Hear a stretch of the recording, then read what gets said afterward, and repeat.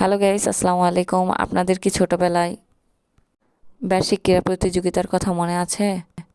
কতই না মজা হতো এই দিনটার জন্য। আমরা সারা বছর অপেক্ষা করতাম। এই সময়টাতে পড়াশোনা করতে হতো না, খুবই মজা লাগতো।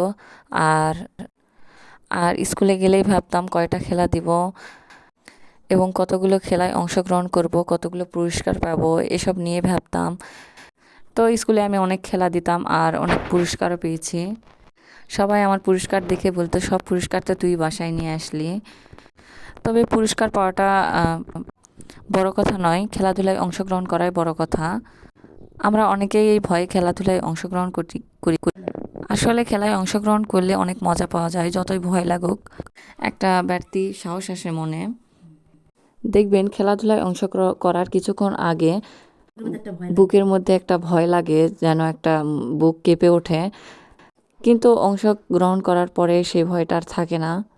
তো আমি আজকে আপনাদের মাঝে কিছু খেলাধুলায় দেখাচ্ছি।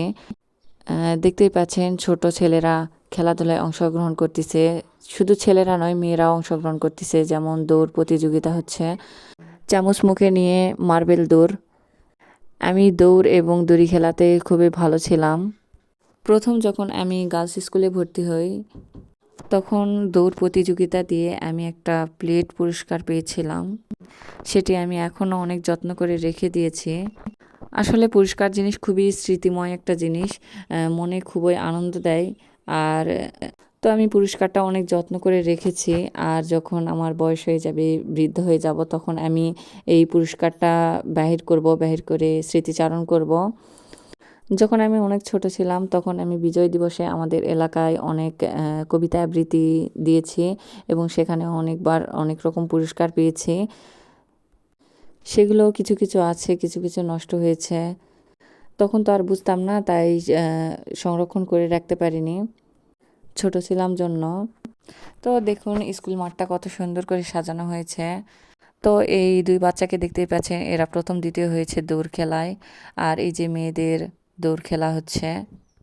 আর এই মাঠের কথা কি বলবো, এইভাবে মাঠ সাজালে আমার অনেক ভালো লাগতো, ছোটবেলায় অনেক আনন্দ পেতাম। আর এই যে দুইটা মেয়েকে দেখতে পাচ্ছেন, এরা প্রথম ও দ্বিতীয় হয়েছে। তো এখানে কিন্তু অনেকগুলো গ্রুপের খেলা হচ্ছে, প্রথম শ্রেণী থেকে শুরু করে দশম শ্রেণী পর্যন্ত।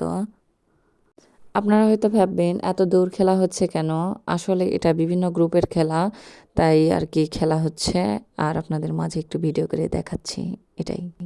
যারা খেলা দেয় তাদের থেকে উৎসাহ উদ্দীপনা যারা খেলা দেখে তাদেরই বেশি। এদের হয়ে হয়ে মাঠ সরগরম। আসলে তারা উৎসাহ না দিলে খেলোয়াড়রা কখনোই উৎসাহ পাবে না। বলুন তো, খেলার মাঠে কি শুধু খেলোয়াড়গণ থাকলেই হবে? দর্শকও সাথে থাকতে হবে, তাহলেই তো খেলা জমে উঠবে, তাই না? তো গাইস, আজকের ভিডিওটা এত পর্যন্তই। ভালো লাগলে অবশ্যই like comment share. Tata bye bye.